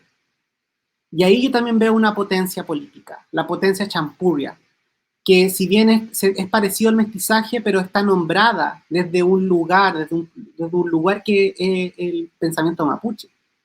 Entonces no es lo mismo ser mestizo a ser champurria, por ejemplo, creo yo. Porque los champurria reconoce su lugar indígena, a diferencia del mestizaje que reconoce más su lado de la blanquitud. Ahora, no sé, no quiero ser la policía de la identidad, el género y la raza. Entonces, yo creo que aquí esta idea del colonialismo interno, todos llevamos dentro de esta contradicción. No hay una respuesta. No se trata de que aquí estamos deconstruidos, descolonizados, como un objetivo, un fin, una meta. No, es una pregunta que nos hacemos todos los días y a veces también nos contradecimos. Pero yo creo que de eso se trata. El mestizaje o la potencia champurria es una pregunta. Yo quería añadir algo porque es una pregunta importante, que hay como una dimensión importante política aquí, que es el reconocimiento, la idea del reconocimiento. Y que por ahí también lo vi, que quizás voy a adelantar de otra pregunta, que están muy unidas. Porque hay que preguntarse, la identidad o la categoría mestizo, o mestiza, o mestice, el mestizaje, está atado a una estructura, como decía Antonio, de reconocimiento del Estado-Nación. ¿Quién necesita reconocer mestizos, mestices? El Estado-Nación necesita articular eso. En cambio, la articulación de la pertenencia a una comunidad indígena, uno podría decir, por supuesto, hoy en día está dado. Yo no tengo certificado indígena del pueblo de la nación chilena, del Estado-Nación chilena. Antonio, por ejemplo, Constanza sí, pero sí yo tengo el reconocimiento de la comunidad, de mi comunidad, y de las comunidades indígenas con las que nos hemos como relacionado y trabajado. Entonces, ese reconocimiento fluye por otro vector político, que es invisible, imperceptible al estatal. Y creo que ahí aparece una dimensión muy interesante para también volver al mestizaje común. Reivindicar esta categoría. ¿Qué redes semánticas, qué estructuras y qué experiencias yo invoco con esa categoría? Y si de esas hay algo importante de rescatar, por supuesto que hay que hacerlo, porque todos tenemos historias distintas. Por ejemplo, Gloria Anzaldúa, feminista chicana, habla de la nueva mestiza, habló, digamos, de la nueva mestiza en los años 80. ¿Por qué? Porque aquí el mestizaje en Estados Unidos, digamos, un poquito más arriba de la frontera con México, había que pensar en el mestizaje para acordarse de que este territorio, digamos, todo el sur de Estados Unidos, era México también. También fue controlado por el pueblo español, por los españoles, por la corona, pero antes era pueblo indígena de una multiplicidad que yo creo que ocuparía todo el tiempo que nos queda en comentar cada pueblo que había acá, y que hay, y siguen estando.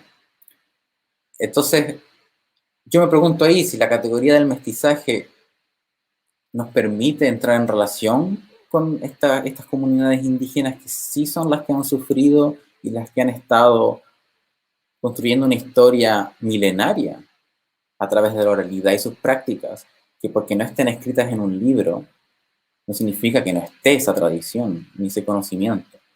Entonces, esas son las preguntas que yo le haría al mestizaje, y al mestizaje crítico incluso también, pero no es porque hay que desecharlo, yo creo que nosotros creemos, o yo creo que lo hemos conversado, que si todo esto que queremos cambiar, no lo podemos tampoco hacer nosotros cuatro recluidos en un lugar íntimo, sin comunicarnos con el resto de las comunidades indígenas y no indígenas.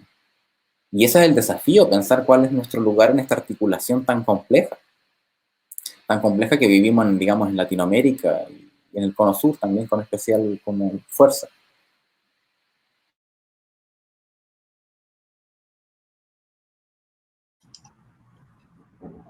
Gracias. Creo que igual...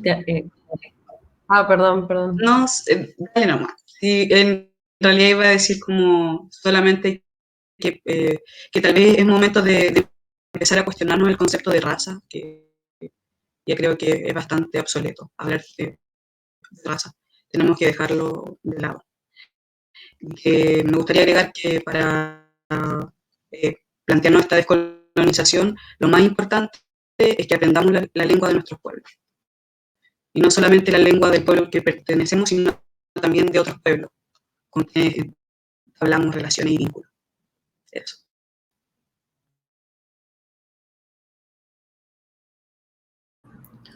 Bueno, creo que Manu, vos te adelantaste un poco a la última pregunta que pasaron por acá, que es, si, igual la nombro, si quieren retomar algo de esto, como quieran, que es, pueden comentar sobre el tema identitario en torno a lo racial y étnico que funciona, entiendo, por herencia y linaje versus la identidad autopercibida de género, que es autopercibida. No sé si se quedó muy clara.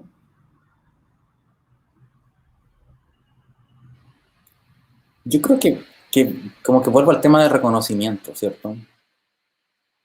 Por supuesto que el género tiene, digamos, a lo mejor en nuestro conocimiento o la teoría de género, los feminismos están más cercanos quizás a la cultura más occidentalizada de los pueblos latinoamericanos o digamos quienes están interesados y estudian esto. Pero este proceso de autodeterminación, ¿cierto? El género autopercibido, nosotros también creemos que eso es importante, no sé si en términos raciales, como decía Coti, es una idea un poco difícil de hablar de raza, porque nosotros en el fondo queremos desplazar esa conversación a la idea de pueblo, a la idea de pueblo, de comunidad, y cómo esa idea está asociada a un territorio, porque la idea de raza parece que también es capaz de uno puede tener la misma raza en distintos lugares, pero la idea de territorio queda un poco socavada.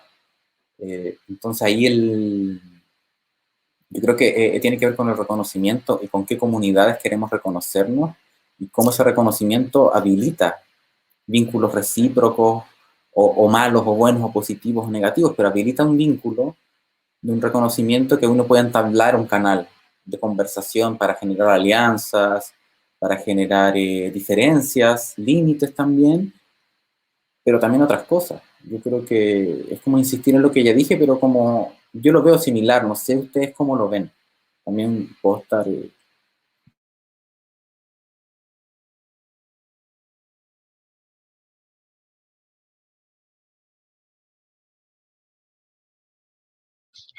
Claro, a ver, yo creo que en términos, o sea, en cuanto a lo racial y étnico, entenderlo como algo, como una herencia y linaje, como algo que te es impuesto versus la identidad de género, que es algo que uno explora, digamos.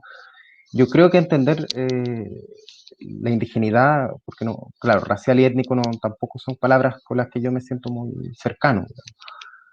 Entender la indigeneidad como algo impuesto, para mí no va. O sea, también para mí es autopercibido. O sea, si hay alguien que no tiene cómo demostrar que en su linaje existe alguien de un pueblo u otro, porque no tiene el acceso a su historia, no tiene el acceso a nada, una persona que quizás, no sé, fue adoptada. Hay miles de historias, hay miles de vidas humanas. Y esta persona, por ejemplo, comienza a tener sueños o distintas cosas donde empieza esta indigeneidad a despertar, digamos, y empieza a autodeterminarse como una persona indígena. Yo no sé si yo tendría, digamos, la cara para decirle, tú no eres indígena, en el fondo, porque no está esa imposición, digamos, que es evidente, que es lo que hace lo racial y lo étnico, digamos, que es como lo que hablaba Antonio también, el tener cara de, el tener, digamos, el comportarse como, todas esas construcciones que son casi que visuales nada más. En cuanto a la herencia y el linaje, si uno lo toma de un punto de vista, digamos, científico, llega un punto en que todos caemos del mismo árbol, básicamente. Entonces, también a mí me genera conflicto eso, que se decide dentro de toda esta línea de linaje humano, se detiene en un momento y se dice, no, por este momento en el que yo me estoy deteniendo, tú no eres un indígena, tú no puedes autodeterminarte en el fondo. Y por eso quiero volver a la autodeterminación, o sea, a partir de la autodeterminación comienzan procesos donde uno empieza a encontrarse con personas y empiezan a formarse comunidades.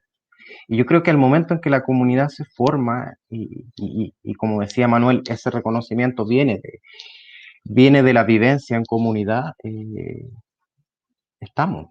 O sea, claro, hay un proceso que quizás es más largo o que necesita pasar por otros lugares versus el género, digamos, que uno puede como desde las primeras etapas de desarrollo ir entendiendo ciertas cosas respecto a cómo uno se vincula afectiva y sexualmente con los demás, digamos.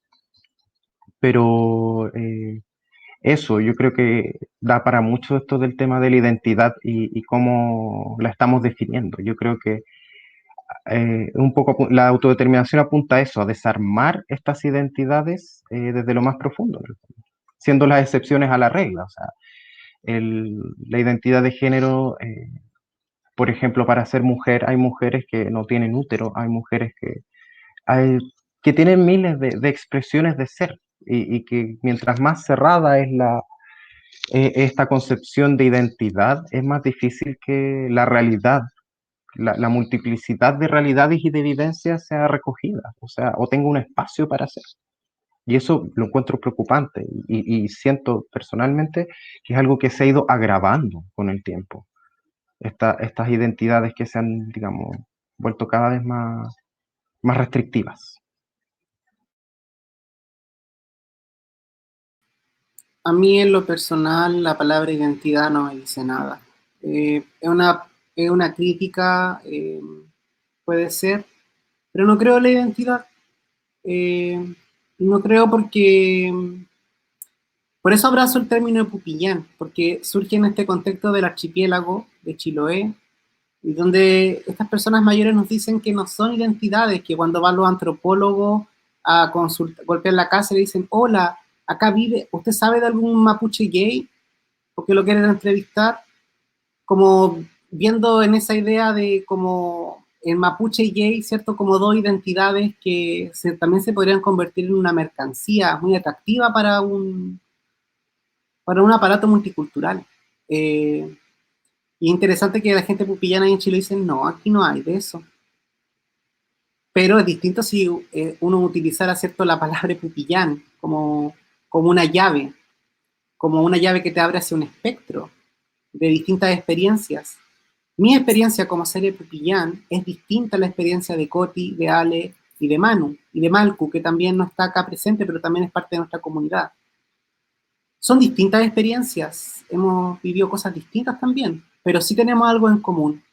Y eso es lo que nombramos como pupillán, que tienen que ver con que no somos lo suficientemente LGTBIQ+, ¿cierto?, para ese tipo de activismo. No cuestionamos, ¿cierto?, esa misma idea de noción de identidad, pero también, por otro lado, vamos al otro lado, a nuestras comunidades mapuche, y también, ¿cierto?, llegamos con esta pregunta incómoda sobre la identidad, y también nos desplazan, ¿cierto? No, ustedes, aquí hay una dualidad, el complemento hombre-mujer, la heterosexualidad está pasada como algo muy naturalizado, entonces quedamos desplazados. Quedamos en ese lugar intermedio, ni LGTB, ni indígena. Y es porque nos tratan de poner la categoría o esta idea de identidad. Y hay gente que se desespera cuando uno dice, bueno, no creo en la identidad. Es una provocación política lo que estoy diciendo. ¿Por qué no creo en la identidad? Porque creo que es más importante, si vamos a construir un país mapuche, que ese país mapuche, ¿cierto?, también pueda superar estas ideas de identidades, para que también nosotros tengamos un lugar y podamos opinar cómo queremos ese país o este territorio, ¿cierto? ¿Cómo lo queremos? ¿Cómo queremos recuperar la historia? ¿Cómo queremos reescribir la historia? ¿Cómo también queremos construir nuevos conocimientos? Los machigüeyes ya no existen, ¿cierto? Se supone, muchos fueron liquidados, matados, muchos quedaron en el olvido, muchos tuvieron que ocultarse, pero aún así, hoy en día, nosotros soñamos con hacer solidaridad con otros pueblos hermanos, con nuestros lamienes pupillán, que son quechua, aymara, yeguita, Rapa Nui, y quién sabe también de otros pueblos. Vivimos unas experiencias muy específicas, y es importante que hagamos estas redes entre nosotros. ¿Me entienden? Que Estamos más allá de estas dos tensiones entre la identidad de género y la identidad racial. Estamos ahí, en ese espacio intermedio. Es como un archipiélago, así lo imaginamos. Por eso trabajamos esa idea de como de recorrer la imagen de Federico Fidel. Ese es un archipiélago, es una tercera orilla. Bueno, gracias Antonio, Alejandro, Coti, Manu, otra vez. Como, no me canso de agradecerles por haber aceptado esta invitación y por haberse tomado este tiempo para hablar de todo esto. Fue muy increíble. Quiero decir que esta charla va a quedar publicada para todo el que la quiera volver a ver. Y algo importante también que les quiero decir es que ahora a las 18 horas de Argentina tenemos una charla con Identidad Marrón, que es arte, racismo y tecnología. Otra forma de resistencia es el título, que me parece que es como una buena continuación para seguir conversando, escuchando a otras personas que hablan de temas también súper interesantes. Bueno, con eso dicho, muchas gracias a todos y sigan el festival que va a ser el fin de semana que viene también en la programación.